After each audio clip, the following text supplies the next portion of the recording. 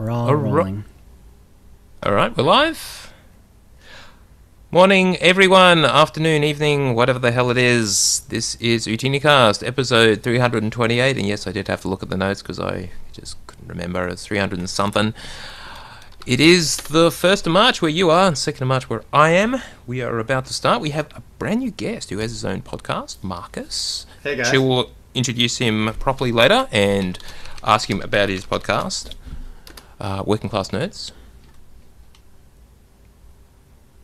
Which is awesome. What the hell can I hear? I think that's someone whippersnipping or whatever you guys call it outside. What do you call it when you use the lawn cutter? The lawnmower. Edger? Sorry? Lawnmower? Now, the thing that you hold in your hand and you cut the edge. Weed whacker or a Weed trimmer. whacker. Or a trimmer. Yeah. Trimmer. That sounds better. All right, cool. Whippersnipper is what it is here. Anyway, so we won't go too far down that track. I think we're all ready to roll. Anything else? We have only one entry to the to the tip of the week, so no random number required. Let's go, Chill. All right. Let me get a little water here.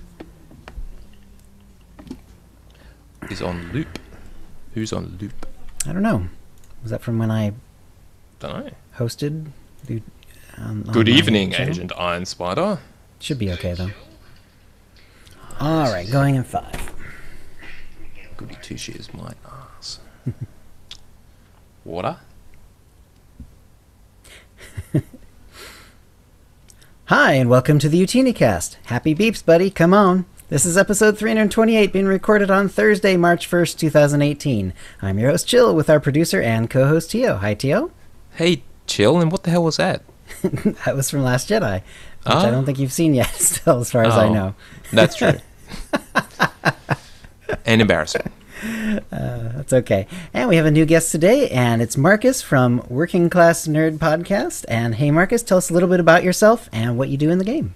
Hey, guys. First, thanks so much for having me on the podcast. It's kind of, I don't know, nostalgic for me to be on it because I've been listening to you guys for so long, and it's almost a dream come true. So I can't say, Let's not overstate it. No, it's awesome when you guys got me back into the game. And, listening to it at work, because I'm a carpenter, how do I say it? You're in my ear, and it kind of gets me through the day, and you guys kind of drown out all the sounds of saws and hammers and nail guns and all that stuff. So, Cool. pretty much a dream come true. Yeah. All right. Well, that's nice. Yeah. And so when did you start up your podcast, and what is its, angle? So, it's called Working Class Nerds. My cousin and I, we were talking one day, and I said, hey, let's do a podcast. He starts laughing, and his name's Nick. He's I'm going to mess this up, a neurobiology major. I don't know. It's some crazy doctor stuff that he wants to do. So he's my cousin, but he's more like my little brother. And one day, so we decided to record it, and we recorded the first episode. And we decided we're going to, talk about the games we play. Really, it's all the games he plays while I talk about Star Wars, The Old Republic. And then, we just talk about a topic of the week. Last week was console gaming versus PC gaming. And we had our first guest on, which was pretty sweet, learning how to use the whole Google Hangouts. I think we're on episode 6. But, I hand it down to everybody that does podcasts because, really, truly, you guys figure it all out. Our first episode, you can hear a humming in the background, and then the second episode you kind of figure out a little bit more, Right. And then the third episode you figure out a little bit more. Yeah. And it's been fun. I don't know if anybody actually listens to it, but we sure love doing it. Awesome. It's hard at first, but you will build your audience, and we'll make sure we include links and everything to it in the show notes for this week's show. And it is on Point iTunes. lots of people in your direction. But it's, everybody says, how do you have time to podcast? I am the owner of a finished carpentry company. I build, kitchens from scratch, furniture, really anything that has to do with wood. Also, I'm a father. I have a 2-year-old daughter, which Tio, you know what it's like to have a 2-year-old, and I'm sure, Chill, you remember what it was like to have a 2-year-old. Mm-hmm. And I'm married. I've been for 3 years to the best wife anybody could ever ask for. She deals with me and all my baloney. Oh, that's sweet. And then it's mostly Star Wars: The Old Republic every other. Right, fair enough. Every other moment you can squeeze in. Exactly. So basically it just comes out of your Star Wars time, essentially, or it is part of your Star Wars time. No, it's part of it. It's just add another day to a night. Actually, you get home from work, Yeah. baby goes to bed, I go in the basement or in my office, Right. So, That's sweet. Yeah. And what do you like to do in game? so lately it's been a lot of operations. A part of the guild that I'm in. I played some of the story, and then I always wanted to do it, and then I tried to do a couple pug groups once. This is a couple years ago, and I just died. Nobody could explain it because, there's no in-game chat. And it's not like a console where you can get into an Xbox Live or a PlayStation chat and instantly talk to the people you're playing with. Right. So, I met a guy, and he said, hey, come with us. And, I went to Eternity Vault, and, never going there or doing any of that. I was like, I thought I was pretty good at the game, and then I realized really fast that I was terrible. And with that, I started to play more and more, and that was our Wednesday night. And then one guy in the guild said, hey, let's do a weekend ops team. And I said, well, I'm interested. And they said, well, you spoke up first. Why don't you run it? So I got roped into it. And I've only, at that point, I only had so many people to, I guess I could say, join. And it's tough getting a team started from the ground up. And thank God I have people to support around me, The team's name is the Death Star Troopers, which is, I thought was pretty awesome. But this past week we did Dread Palace because we were so sick of, doing Gods from the Machine and over and over and over. So it was nice to get a little break from that. And then Dr. Sotor, which she's been on your show many times. Daniel. Yep. He joined our Sunday night team, and we were talking about it, and I always said, my nemesis is the Underlurker, which I'm sure for everybody, he's the same. Yeah. And he said, no, I'm going to get you through that operation. I said, there's no way. I've been trying for so long. There's no way. So magically on Monday night, I'm playing the Bounty Hunter class story, and he messages me, hey, you want a DPS for my team? Okay, where are we going? Oh, Temple of Sacrifice. I'm saying conspiracy theory, but... So we went and we did it. I want to tell you, I jumped up out of the chair. It was like, whoa, my God, we beat him. And then we made it to the next bosses, which is, I don't know what they're called. There's 3 bosses you have to fight. And, Right, they stand up on the walls. Exactly. I don't know their names, but we wiped a few times, and it was 11:30, and I get up at 5:30 in the morning, so I was one of them that were like, guys, I got to go to bed. I'm really sorry. So... that's pretty much my in-game ops, and when I have a free second, work on a class story. Very good. And let's see, was there anything else before we move on to Tio? No, I think that's it. All right, awesome. Yeah, sounds like you're making some really good progress in your ops, so that's good. Oh, I love every minute of it. Yeah, how far through Gods of the Machine are you? Well, we finished all of them on story mode. We figured out a little trick for Skyva, which I won't do any spoilers, but there's a nice way that you can beat her and just get ready for what's the next boss? Isaac's the Destroyer, which I'm really looking forward to. But my big curious question is, once they finish it, is there going to be another one? Well, we didn't think there'd be this one, so you never know. Yeah. Well, I'm really excited for it. I think the game is speaking to me right now. Good. At first, whenever all this, that Kotaku article came around, I was really worried, and then I really thought about it, and I thought about what they gave us this year, and I loved it. On Thursdays, when we can, I call it Small Group Thursdays. There's a group of 3 other people, and we'll do flashpoints or whatever we can. When we can. No worries, but I mean, we did the what's the train flashpoint called? Crisis on Umbara? Yeah, it was great. And then we tried it on Master Mode. Whoever does Master Mode, you guys are saints, because we made it to the first boss and we were just getting annihilated the whole time, and we have pretty good gear on. Maybe maybe myself, I just don't know what I'm doing. Right. But I play a Marauder, so they blame everything on me. Yeah, that first boss is the two bosses, and the one is always improving the droids. That yes. one? Yep. Yeah. And you have to stand in kind of like the cargo bay of that train car because of all the turrets in the back. Yes. Yeah. And as a Marauder, you're kind of on top of the boss, so if there's any AoE damage, you eat it hard. Take it. And I just blame the healers when I die. All right, awesome. Tio, how about your week? Yes, Liba Aroha predicted that I didn't do anything in game this week, and she would be correct. Why break with tradition at this point? So semester 1 has just started for school, or university as we call it. Obviously I'm only studying part-time, but I'm contemplating and have started doing 3 subjects. The 4 subjects is your full-time load, and I am working full-time and have full-time, 2 children. 3/4. My son's just turned 1, so that's pretty awesome too. Yeah, anyway, so that could be crazy. I might just drop back down to 2, which is still challenging. Anyway, the upshot of all that is I don't have a lot of time. Right. Though, I did have a bit of a problem. Just after I published the show, I think that night, it was Monday, my Monday we recorded, and I published it Monday evening. It turns out my Windows 10 box didn't boot this PC, which I'm using now. Now, you may remember the problem with the cable drifting out of the solid-state drive. Yeah, I thought, but no, it was fine.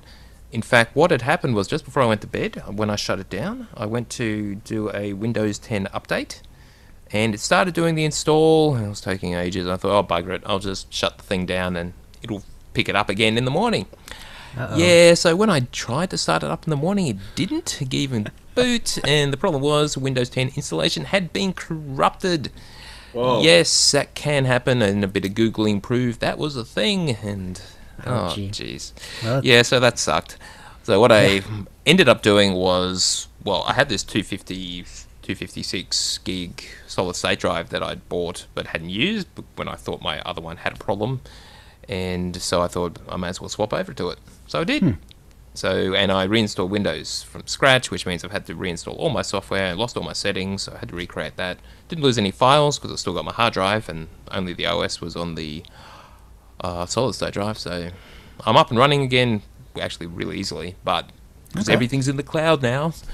And it sounds like you're really lucky. Yeah, it could have been worse. Yes. If I lost my hard drive, that probably would have been more terrible. I got to make sure I back up more stuff, I think.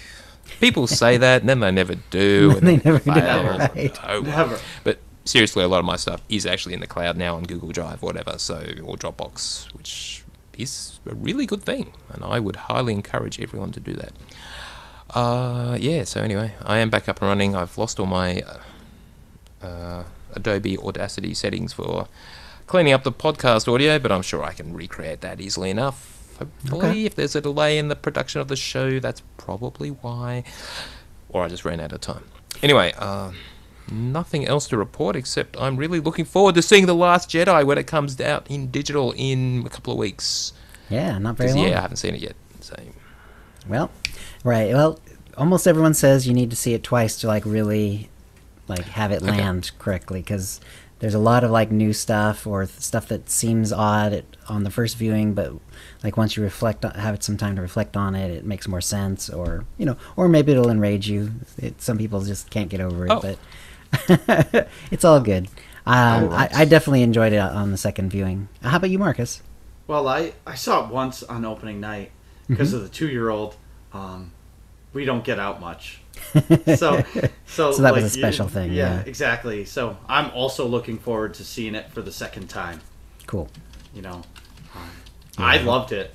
I don't know why everybody hated it, but I loved it.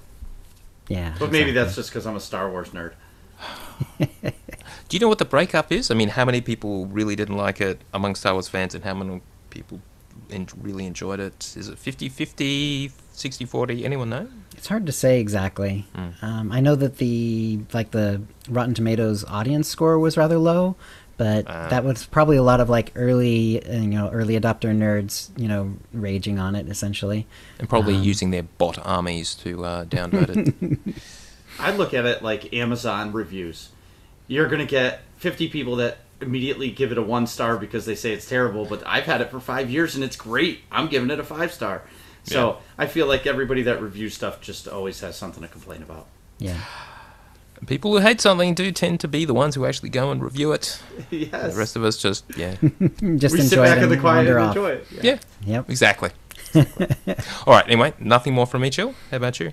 All right. First, a shout out to the chat room. Agent Iron Spider's here. Anu, Carlos Danger 29, Dekion's here. Infinite Outcome is here. So there we go. Another former guest. Jockins, KJ, SMLD, Libra Roja, another former guest and a friend of my stream as well, is on.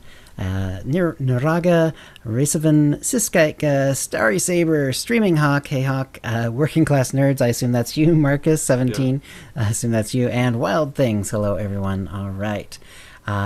So, last show I was working on a Guardian, I did finish that up, and I just took him through the class story. I had no sort of interest in getting him like all the way to 70.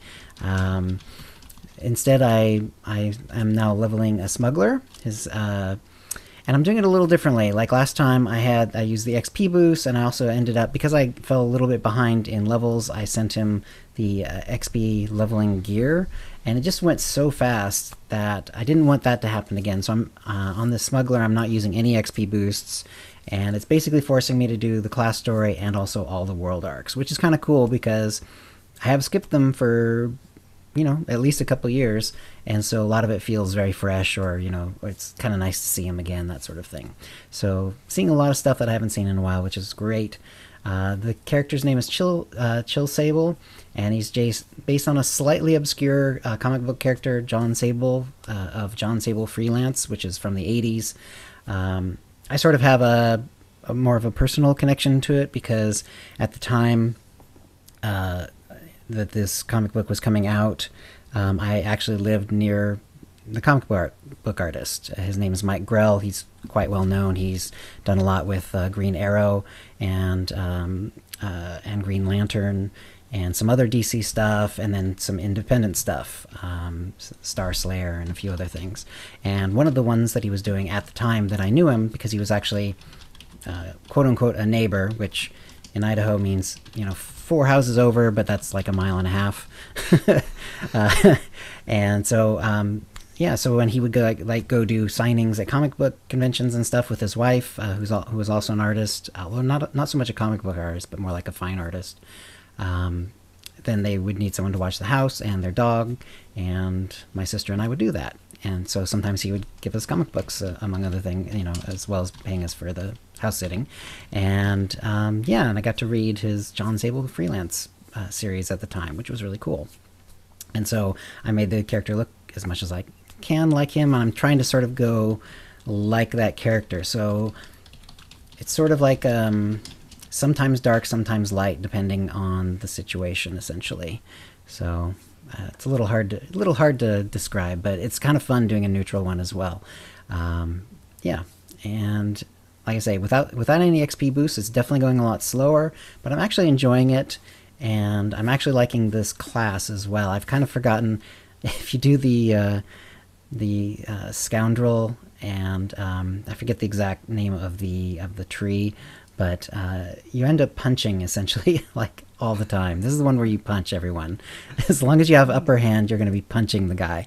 And so you're punching droids, you're punching Sith, you're you're punching, giant monsters, and and I forgot about this when I was making my She-Hulk character, or else I might have done her under this exact spec, because it is crazy how much punching you do in this as this character.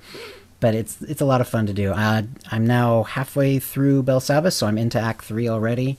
Since I'm streaming every day, there's, I'm definitely making good progress, even though I'm actually going fairly slowly without any XP boost. But I'm really enjoying it, and and I think actually I probably will take him past the class story and on into, probably into like Rishi and Yavin most likely, and then probably into Coffee Kotet, but I'm enjoying it a lot. And that'll actually give me a chance to see a couple of the returning companions that have come recently. So that's good too. Do you enjoy the leveling process in the speed, or do you buy the I don't know what it's called. There's a it's like the anti-boost where you don't level as fast, where you can actually go through the class story at normal pace. Mm-hmm. Where do you get that? Is that a thing? It was a thing. I Is thought it it now? was a thing. I don't know if it's a thing anymore, but I'm on this character. I'm basically doing that. I mean, I am a subscriber, but I don't have any XP boosts. I'm not using the XP gear, and I haven't. I've been doing it at weird hours, so I haven't actually been able to get into the guild even to get the guild boost. I'll probably join the guild at some point, but it's not really all that important. I mean, this is, if I was gonna, if this character becomes, more important to me than just the leveling, then then I'll make sure to get him into the guild. But other than that, it's not that important. Right. I think you meant the white acute module that was sold from that Grieve vendor on the fleet. Yes. I don't know if it's still available. Nah, it's not. That was when the boost was effectively a sort of add-on, as opposed to when they actually built it into the game, the actual XP. Speaking for myself, I still think it's a travesty that you can get through it so quickly. Yeah. Well, I'm definitely doing it the old-fashioned way this time, or as old-fashioned as it gets in the game, and while you're a subscriber. Yeah. And it's a lot of fun. And I don't think I've ever seen the like the romance arcs on the smuggler for male anyway. So it's kind of cool to see that too, because there's actually the two different ones, and you have to either choose or you kind of do half and half and see what happens, and it's kind of cool. So indeed. All right. Well, that'll bring us to the tip of the week, and we just have one tip this week, so I'll go ahead and read it out.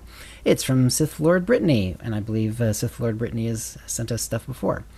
Hey guys, so my hint of the week is that any of your crew skills can be dropped down into your quick bar from the very top menu. No more having to open them via B 100 times a day.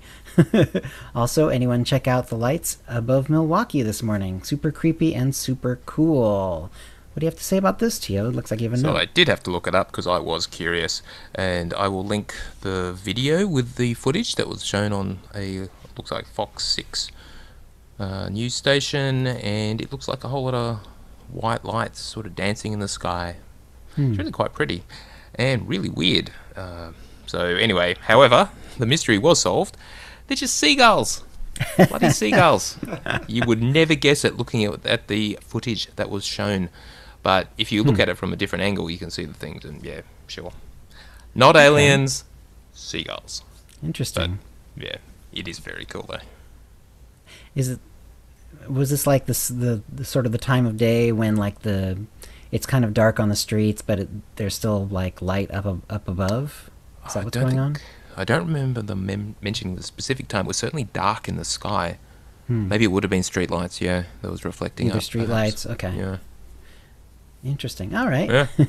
It's worth watching because it's just cool. It's only a few seconds. Cool. Yeah. Well, it's good to have this tip from Sith Lord Brittany, and due to the non-random allotment, the winner is Sith Lord Brittany, so congratulations. You're the winner of a Tonfon or M83R droid pet code, courtesy of BioWare, and an OotiniCast provided Cartel Market pack from the latest shipment. If you'd like a chance to win the same, please send your tips to OotiniCast@gmail.com before the next show. And that will bring us to the holo feed. Tio? All right, let's talk about the Share the Love event, which is now over. Finished at the end of February. So too late. And you will get your rewards apparently on kind of tomorrow, your time, 2nd of March. They actually clarified how it'll work because, as you'll remember from last week when we were going through it, I did edit out some of the more confusing discussion part of it. But anyway, so just to be very clear, if you got that extra 30 days of sub, an extra month of sub, if you had not been a subscriber within a 90-day window and resubscribed. So you had to have been a subscriber previously, you had to have let your sub drop within at least 3 months ago, and if you resubbed and used the SWOTOR Share the Love code, you would then get the extra month of sub time. So that's how that worked. For everyone else, anyone who was subscribed on the 27th of February got the chest speeder and the armor set. Simple as that. Cool. So I wish they had sort of boiled it down a little more simply than that when we tried to read through it, but yeah. Yeah. I didn't even try. I was just confused by the whole thing. I said, hopefully I just get the armor. That's Yeah, we Give all me used the the armor. code, I hope, and yeah, everything else just worked out. So, Yeah. all right, the roadmap. Now we talked about it last week. Keith's new roadmap, talking about game update 5.8, which is coming on the 13th March, which is not that far away, just a couple of weeks. And also game update 5.9, which is coming sometime in April. That's the, what do we decide? Nathema? Or was it Nathema? Nathema, wasn't it? The Nathema Conspiracy. Yeah, I Or think they Nathema. pronounce it anathema. And Fine. The Nathema Conspiracy. Anyway, that's the update, and we'll get a flashpoint by the same name, I believe, set on Nathema. Now, we had a few responses just to elaborate on the roadmap, specifically asking about the traitor storyline, which will end with that flashpoint, the Nathema Conspiracy in-game update 5.9. So this whole the whole storyline that we'd be going through with a certain member of the Alliance who betrays you, whose name may or may not rhyme with Theron. Anyway, it's all pretty much out there now. It has been for a while, so they're not going to answer any questions on Theron, but 5.9 will end the story. So after that, a new chapter opens in who knows what. I have a heading big towards our theory on 6.0 expansion, of course. What else? They were asking about a live stream, because they have done live streams previously when they have released a roadmap, and they're not going to because they released it on the forums and will continue to answer questions on the forums. However, they will do a stream closer to the launch of 5.8, which means in the next week or two, and that way they want to showcase some of the things that will be included in 5.8. So once they're actually finished, and probably on the PTS, if there is a PTS, and they can actually show some live footage, or from the dev boxes, either way. Okay. So that is their plan, and they'll answer questions live at that point. What else? Hopefully, Now, I was Go just ahead. going to say, hopefully after they, in that live stream, they mentioned something about the next step in the story. yes. Yeah, because all we know is that expansion is coming. Whatever So- expansion means. Well, I Yeah. say Darth Malgus. Very likely. Well, given that we had that bit of footage from the trailer from the original Knights of the Fallen Empire, which did include Darth Malgus and Carbonite, at least it's been Yeah. raised and could happen, even though that was Exactly. cut from the clip and didn't Right, really exactly. They happen. didn't make it canon, but on the other hand, it clearly indicates that someone wants to bring him back. Yes. Well, who This can guy. blame them? Yeah. Mm. I think all of us would be quite happy for Malgus to come back. All right, now, people are asking a few more things. Account-wide ignore feature. Well, the other times that they've brought this up, they've cited privacy as a reason not to. That is, if you ignore one character, and then a whole bunch of other characters suddenly also get ignored, though how you could tell, I suppose, if they were talking in chat and you couldn't see them, and then suddenly they realised, or something like that, then that would reveal the player was tied to all those characters, and there's no other way of checking that, and they don't want that revealed. Anyway, they've talked about that previously. Keith did not mention that this time when it came up. He likes the idea, and they're going to look into it, and also the cap, the number of players, number of characters you can ignore, they'll look into that too. And he says what they may find is a need to automatically clean up your list and remove those accounts which are no longer part of the game, because they were banned advertisers. And it kind of shocks me they don't do that already, which means there's a whole lot of characters on that list which are banned. So anyway, hopefully that will happen. They're asking about a right-click feature for reporting exploits or hacks in war zones. Just right-click on the character portrait or on their wherever. And he says that he's not sure why they don't already have that, so that may appear very shortly. And guild interface improvements. It's on their list. He met with some players at the New York Cantina who had a ton of ideas, many discussions about it for guild engagement, but it's not on the production schedule, so don't expect that for at least the next few months. But it could happen. They recognise it's an excellent quality of life improvements where all guilds benefit, which is true. So that could come. Now, we've mentioned this before, but it came up again. How to dob in cheaters in war zones, as in how to report them. In summary, what you should do is report them in-game as close to the time of the incident as possible. Or in addition, send Eric a message via forum PM private message with all possible details, which includes what actually happened in terms of the incident, when it happened, into day and time, whatsoever, and character name, etc., and include any screenshots or video that you have, because that helps with them to investigate what happened. Do not make a post on the forums with screenshots or character information, because that's a call out and will get you get that removed, the post removed, and possibly you will get an infraction and potentially banned from the forums. So don't do that.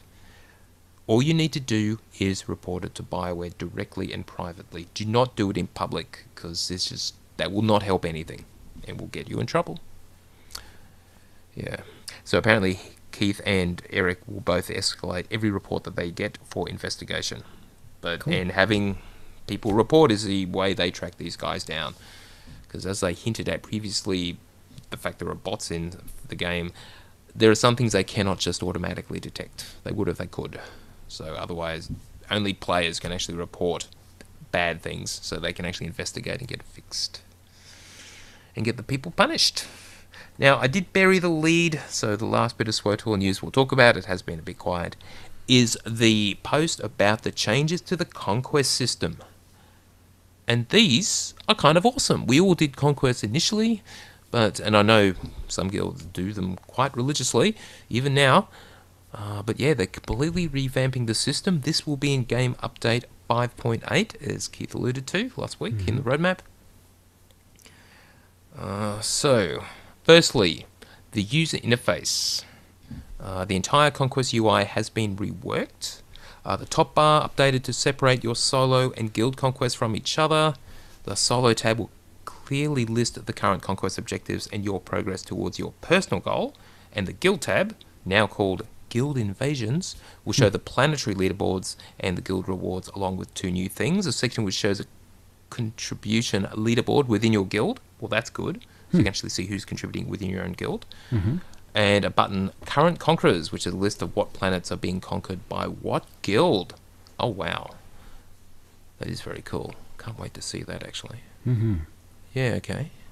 So, yeah, they've put a lot of thought into that, it seems like, and have addressed the deficiencies in that interface, which really hasn't changed much since it was first brought out. With the server merges, I would hope that maybe they, instead of the top 10, maybe give top 15 or maybe even top 20, just to give some of the smaller guilds who actually do the conquest a chance to get on the board. On the board. Speaking of the board, and this is very cool. Anyway, we'll get to that bit. Number of changes coming to the conquest objectives. Completing objectives will now, in addition to conquest points, which is the whole point of them, award credits, XP, character XP, and command XP, CXP. Wow. Wow. So, first massive incentive to actually do it. Conquest point values for all objectives have been rebalanced across the board. I wonder if that all means they're going to weaken crafting as a way of getting... Because a lot of guilds were just crafting guilds just to get it over the line. Who knows? In addition to one-time and repeatable conquest events, there are now also daily objectives. And some of the current objectives will change type with 5.8 from one-time or repeatable to daily. That's awesome. And another reason to incentivize you to log in every day, of course. The invasion bonus for conquest objectives has been removed. Now, just to confirm, is that when you are invading, your guild flagship invades a particular planet, and therefore anyone doing stuff on that planet got a bonus? Remember, there are a whole bunch of bonuses associated with various things? Yeah, I'm not sure which one it is, actually. It's been that long since I've done Conquest that... Oh, and this is a big one. The Stronghold bonus still applies, but has been changed. Each owned stronghold counts for a 25% bonus up to a max of 150%. Sorry to all of you stronghold full of chairs owners out there or posters on the wall. So just to be absolutely clear, what he means is, yes, an empty stronghold will give you the bonus. So buy a stronghold, don't decorate it at all, 25%, up to 6 to a maximum of 150%. That's great. That is fantastic, which means you can actually decorate your strongholds properly. You don't have to worry about making sure you max them out to get your bonus. Chairs. Endless chairs. I had an infinite number of posters, and I still haven't used them all in all of the strongholds I decorated because, well, yeah. Now I can take all the bloody things down. That is great. They looked okay, but it was a bit samey when the same poster was, 50 of them on a wall. Anyway, so that's great. Weekly conquests are no longer on a set schedule and will be randomly selected each week. And no, I'm not mispronouncing schedule. That is how we pronounce it. You say schedule, I say schedule. Just thought I'd throw that in. The exception to this rule is that conquests that coincide with recurring events will still be on a set schedule, such as the degree event. So if they do the conquest for associated with the degree event, as you just said, if the degree event is up, that's the conquest they may put in.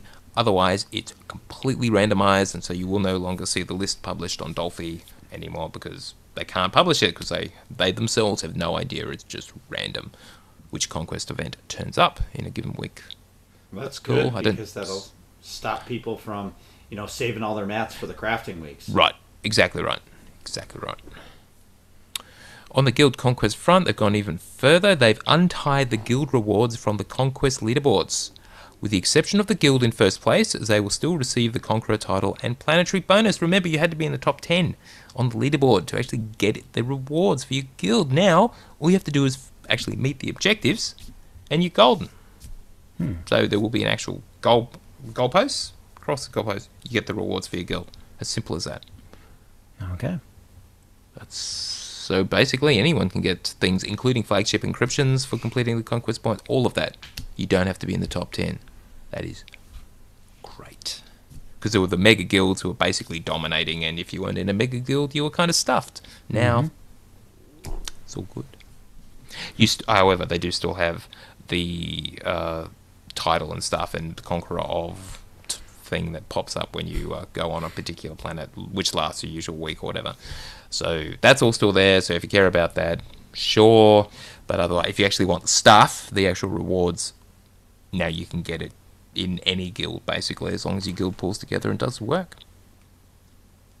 Very cool. Now, something else they've changed, the big change is that now every planet falls into one of 3 designated invasion targets, which differ by the minimum conquest point thresholds that we call planetary yields. These thresholds determine the minimum points of a guild has to earn to receive those conquest rewards, because obviously they needed to actually have a number of points to achieve so you could actually have this work, rather than just having the top number of points earned. So now there are 3 categories, and a low, a medium, and a high is the way it's working. So a low point requirement means you get the lesser reward. A medium point requirement means you have a better reward, and the highest point requirement gives an even better reward than that. The idea is that if you've got a small guild, you can choose to go for the low point requirement, which means it'll be easier to achieve for your guild, and you'll get a reward anyway. But the bigger guilds may want to go for the higher points, and we'll probably focus on those planets which achieve them, which offer them, since those are the ones with the better rewards. The idea, I assume, is that this will spread things out nicely. The big mega guilds will go for the high point targets because they can achieve them and they have the best rewards, whereas the smaller guilds can stick to the low point and medium point, having a chance to get on the leaderboard and even conquer the planet. So it's just breaking up the herd basically into the 3 categories, which is awesome. Let the big mega guilds fight it out on the big planets. Okay. Of course, they can choose it if they just want the title, but they'll get the lesser rewards. I like it. This is good. I think so too. Yeah, in every way they've sort of really hit all of the areas, the pain points for people who are in the smaller guilds. who weren't able to actually. So a lot of people just joined these mega guilds because that was the only way they could actually get conquest done. Right. Or at least have characters in the mega guilds. Now they don't really have to bother, unless they really want the high rewards, I guess. I can really tip my hat to Keith Canick, because what did he say when he came in? He was going to make some great quality of life changes, and he's, in my opinion, he's been successful, and this is just adding to that. Yes. Streaming Hawk says, I can take all the posters down now, quoting me. If I go into the game. Yeah, that's a good point. And I'm sure I can get into my stronghold. Right. Was there anything else? That was pretty much it. We've made this change to encourage more leaderboard competition among similarly sized guilds, smaller guilds going after the smaller yields. Note that this is not a restriction, just a recommendation. If a larger guild wants to go for lesser rewards in a smaller yield, they can. And the same is true of a smaller guild trying to go for the higher yield, but good luck getting on the leaderboard. Alright, I think that's a win. Anything else to talk about there? And just a reminder, this is coming in Game Update 5.8 on March 13th. So, literally just a couple of weeks, less than 2 weeks from now. Very nice. Awesome. How are we doing for time? Alright, let me just mention briefly a bit of other Star Wars news. There was a Kotaku article talking about an artist who works... who's this guy? He's a senior environmental artist at Obsidian Entertainment, and he's remaking Dark Forces, that old Star Wars first-person shooter. Where Nintendo 64. I think I played it on PC. It was ages ago. It was one of the first first-person shooters. GameCube. Not that long after Wolfenstein. Well, maybe it was. Alright, maybe it was.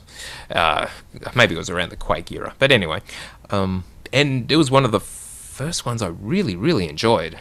Because I remember that's because you could see the weapon as you were playing through. The blaster rifle from the Stormtrooper that you had initially, and that was good fun. Anyway, this guy is remaking at least the first level in Unreal Engine 4. Now, whether it's going to be released as playable eventually, who knows? He's just posting lots of screenshots, and it looks fantastic. So I love Dark Forces, and I hope he does, because that could be a lot of fun to play through.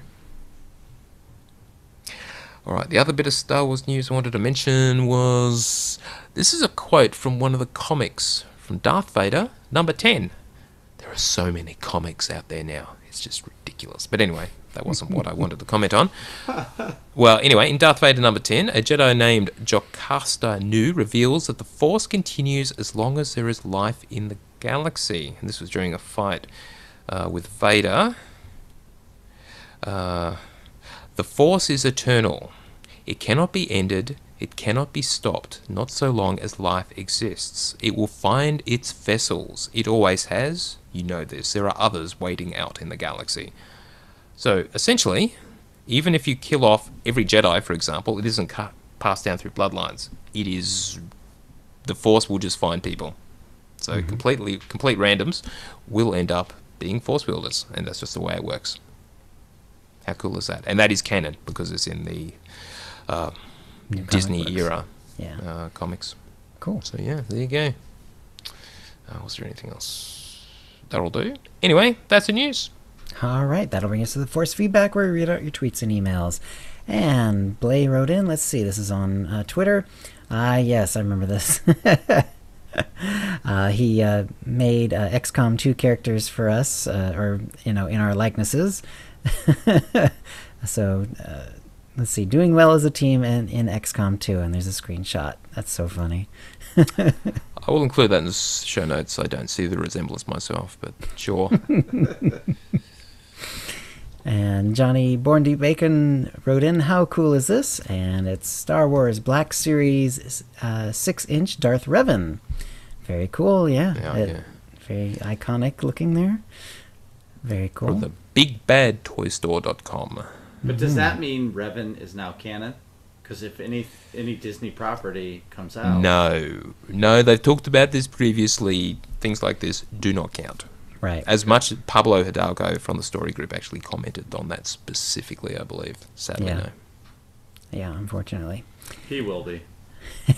One day. He Maybe in will. those new movies being made by the Game of Thrones guys. Who knows? Yeah.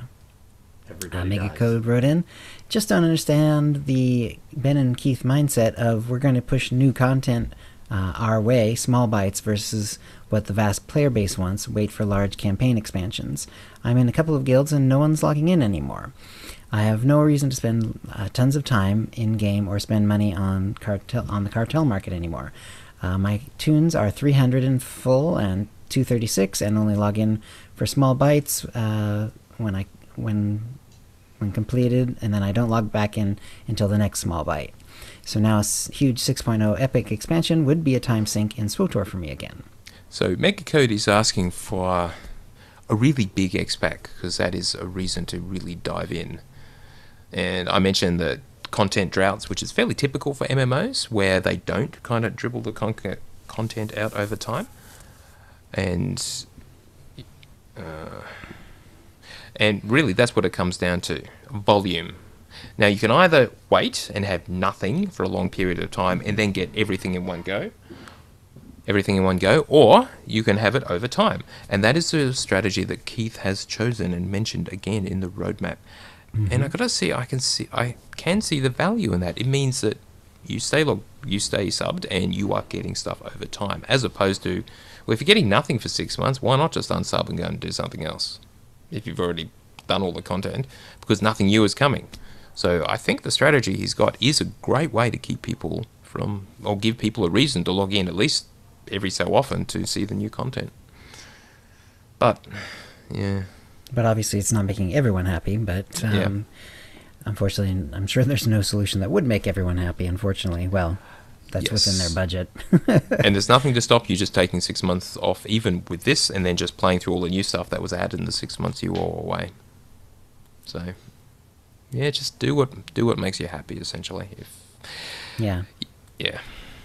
Although, if you do like the bigger chunks, you can just wait for a few bites until it becomes a bigger chunk, and then resubscribe then, I suppose. Indeed. Or just keep doing. Yeah. Yeah, then again, there's only so many alts you can raise up. That's why it should be slower, Chill. That's why it should be slower. So it would take people a lot longer to get their alts up to max levels, in my opinion. There you go. All right, and that'll bring us to the Sarlacc Digest, where we go over the issues for 1,000 years, or until we run out of time. And Marcus would like to discuss the current state of group content, including operations, and flashpoints being the main pieces of story content. Marcus, do you want to start? Sure. First of all, I know I haven't been around as long as you guys doing ops, but I love the whole one boss at a time.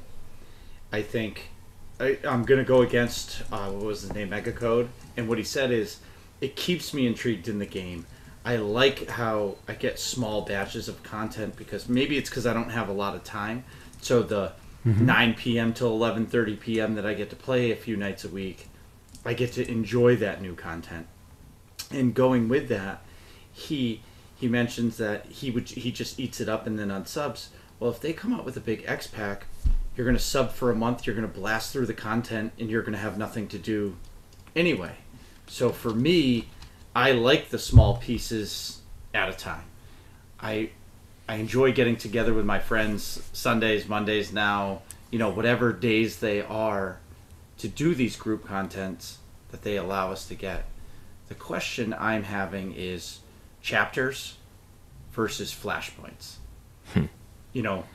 Is it worth it to have maybe come out with a chapter and then the next month a flashpoint, or 2 months later, and have that continue, so the solo players feel like they're getting that real piece of solo content, versus a flashpoint where 45 minutes and there's only snippets of story content. And Chill, you play so much of the story, I wanted to get your opinion on that.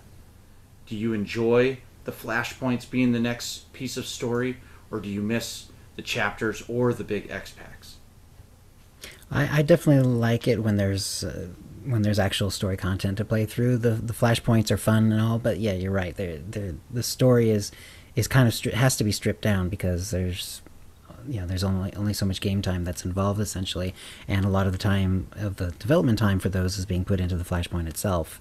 That said, they do a pretty good job of having some story, but then also making the Flashpoint itself be part of the story, where like things will happen during your actual fighting and so on, and you find clues or traps or whatever that are kind of moving the story forward. So I mean that is a fun way to get content, but you definitely feels different from like the chapters of Kot v Kotet where it would actually take multiple cutscenes and multiple storylines, or not multiple storylines, but multiple pieces of a storyline to all come together.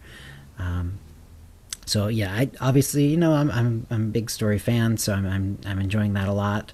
I do kind of miss having an operations group. It's been a while, and that is a fun part of the game that I haven't partaken in really in any serious way for a long time now. And when it comes to the bits and pieces versus all at once, I don't know. I guess I'm okay with it either way, just because of the situation I'm in, where I'm part of the OotiniCast and so on. I'm going to stay sub no matter what. So for me, it's like I'll get the content one way or the other. I think overall I'll probably enjoy the fact that it comes out in little pieces, just simply because it gives me a time to get to it and to really complete it before I move on, before the game moves on to something else. So, well, that's good. I like the fact that you get it all with a Flashpoint, but I don't know if it's enough to keep people who like the solo intrigued and to keep them subbed in the game. But Keith, as I said earlier, he promised quality of life and group content, and I think he's done a great job. Yeah. And he's really kept me face in the screen as much as I possibly can this year. But go ahead. I guess we did have a sort of overdose of the whole the chapter-based thing with Knights of the Fallen Empire and Eternal Throne, as in the whole chapter-based thing.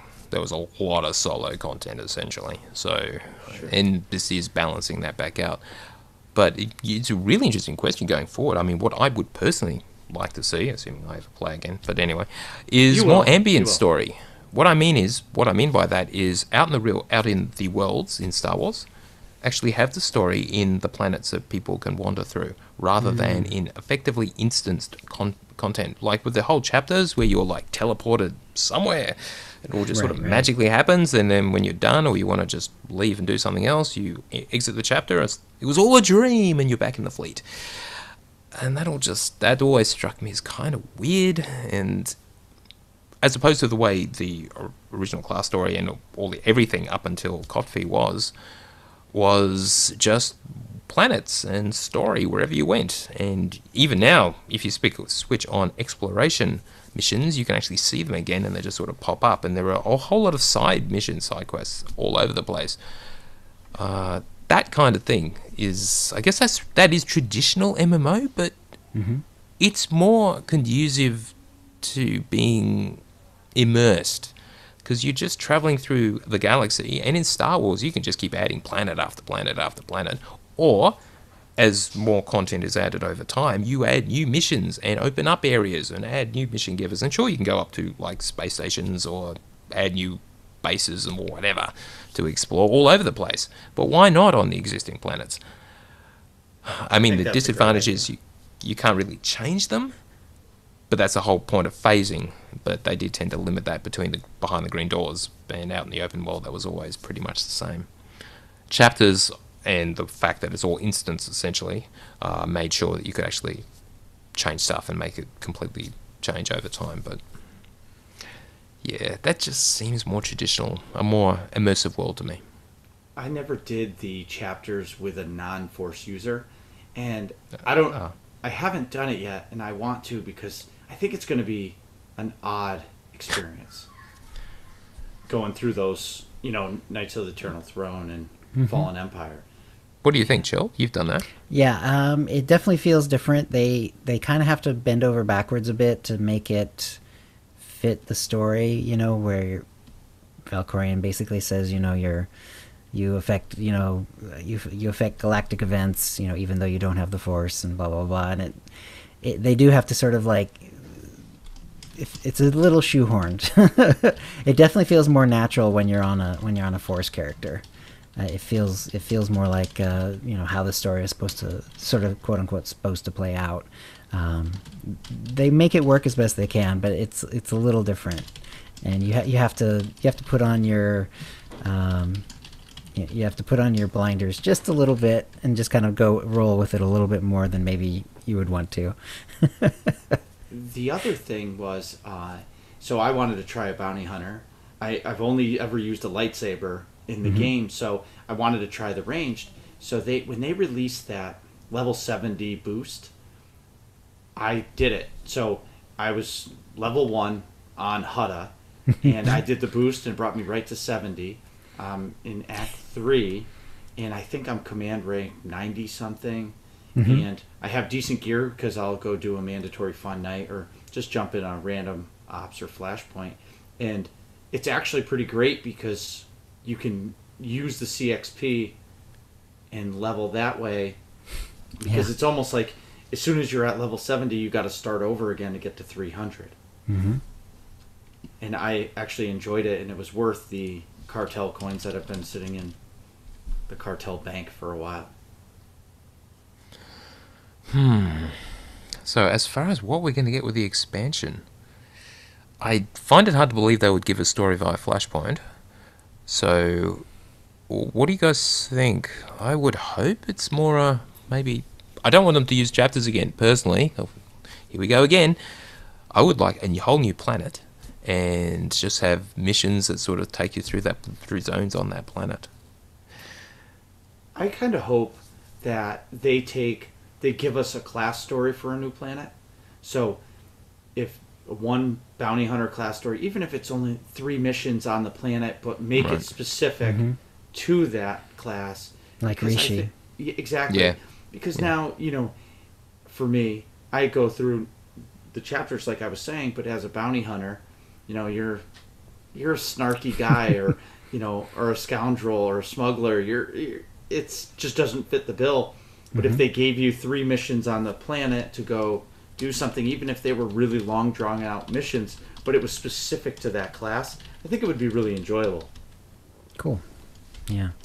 I've definitely enjoyed those. Yeah, I've seen most of the Rishi ones over time, but I don't know if I've seen all of them. But they're very interesting, and yeah, it was nice to have that return to the class-specific story for just a little bit, at least. Yeah, something unique for each of your characters based on class. Yeah. Now, Marcus, anything else you want to cover? No, I think I'm good. I love so this what game. Yeah, but Love just the to game, clarify... can play it. Go ahead. Go ahead. No, I was just going to say I love the game and I love what they're doing with it. And hopefully people feel the same way. So any predictions then? What's going to be in the X-Pack? Just lock it down. What do you reckon they're going to do? Darth Malgus is the protagonist, or antagonist. I think they're going to give us a chapter-style expansion. I don't know. Right. I think that's what their development team has the money for. I think we're getting a new operation, but I think they're going to release the whole thing at once. Ooh, interesting. I wonder if they could do a smaller one, though, like a single lair boss with just one encounter. Honestly, I would much rather than them release them one at a time. Yeah, right. Yeah, sure. Because now, coming to the end of this operation, I think they're going to announce another one. And even if they say fall is when the expansion comes out, this summer they're going to do a Dark versus Light or something like that again. But then when the X-Pack comes out, I have a strong feeling that they're making another operation. And they're going to let it all out at once. And maybe, would you say an extra 5 levels? Raise the level cap? Well, I hope so. Because releasing 3 sets of augments in the last 2 months, I think is a little crazy. I'm still in 228 gear, and we're still going through content fine. I mean, we're not full progression raiders, so maybe you actually need it, but I'll tell you once the new boss comes out. All right. And I'll let you know if you actually need that 236 or the new augment, which I'm guessing will be 242. Yeah, they did mention the difficulty of the story mode version, which I assume is just straight story, so shouldn't really require anything more. Though, as they've said, the veteran mode is tuned for master, so if you do get to veteran, it's going to be nasty, and you probably will need the best gear you can get. Agent Iron Spider says he'd love to see new classes as an expansion, and as Streaming Hawk pointed out, yes, if they do a new class, they also have to release a mirror class. And with a new class, it would have to be a hero class that is probably start at... Because, as you know, all their classes are tied to a story or a class story. You probably start at some max level or whatever. Possible? Yeah. Or at least start at 60, the old... Or 50. Start at 50, the old level cap. My question is... What do you guys think they're going to do to bring back Republic versus Empire? Do they break up the alliance at that point? And how does that work? Because what happens to all your companions? Right. Yeah, I mean, even if you justify getting rid of a bunch of the companions in the story, I mean, some people will have, leveled like a lot of the ones that are gone up to 50. Now they have the ones that are left, are all lower, and they've, quote unquote, wasted all the gifts and so on. I think we're kind of stuck with the companions on some level. It's possible, and probably the alliance as well at some level as well. I think you're right. I don't think that they painted themselves into an alliance-shaped corner. Alliance, yeah, exactly. I mean, I could definitely see where they do certain ways of making like certain companions come with you on the story, kind of like they did for the chapters where you'd have Lana with you for part of the story, or HK or whatever. Right. So they could certainly do that for the story. But as far as like the permanent, end game stuff, I guess you're kind of stuck with keeping all the companions around. They could put us in Carbonite again. But this time for long enough that they age out all of the companions. They all die of old age and they're all gone. Yeah, everyone but Bodar, right? Bodar's the only one left because he's a Wookiee. Right. Or we've been in Carbonite this whole time and we wake up and it's still Republic versus Empire. Brilliant! Problem solved. Yeah. Okay. Let's suggest that to Charles next time any of us speak to him. That'd be awesome. Sure. He'd be thrilled. Yeah. All right. Anything else in the chat room? Remember me when your alliance burns to ash, Valkorian said. Well, we certainly outlasted him. Dr. Sotor says, Imp versus Pub restored, or maybe Palpatine is the Emperor. All right. Let's leave it there. And no, I'm not going to stream Liber Oroha. Maybe one day. I've got the bandwidth, but I don't have the time. Tio, someday I'm going to have a second kid, and I'm hoping that it's not as crazy as everybody says. If they're far enough apart, you're probably okay. Our problem was having them close together. And Right. The double Rugrat effect. Yeah, one's actually turns out to be pretty easy, as it turns out, but two, Right. Yeah, anyway. Yeah, you no longer outnumber them. Yeah. True. That's funny. Guys, thanks so much. Yeah. Glad to thanks have for you, coming, Marcus. Thank you for coming. All right, Jill, take us out. Yeah, that's a show. If you'd like to play with us in the Utini Knights Guild on the Republic side of the Satil Shan server, or in our Guild on the Empire side, do a /C join Utini to join the Utini channel. Then let us know you're a fan of the show. You can email questions and comments about the show to utinicast@gmail.com. Follow us on Twitter using @utinicast. You can find contact details for all of us on our website, utinicast.com, which includes how to subscribe to us using iTunes, Stitcher, and the rest. We record the show live semi-bi-weekly on Thursdays at 4:30 p.m. Pacific. Go to utinicast.com/live to find out how to join in. Our theme song is Doomsday by Jean-Paul Zogby. And thank you to the chat room and to our guest, Marcus. Thank you guys so much. Like I said, bucket list. The check mark is on the bucket list. That's awesome. Thanks so much. And we'll see you next week. All right, guys, just keep recording. I'll get you both to stop recording in a minute when we're off the air. Everyone else, thank you for watching. We will be back sometime soon Actually, probably in 2 weeks once the new content comes out. It'll come out on Tuesday, and we will do a show on that Friday and talk through the patch notes and all of the detail and the conquest changes and everything else. So anyway, thank you for watching, and may the force be with you and or serve you well. Take us out, Chill. All right, stopping See the you guys. stream and stopping the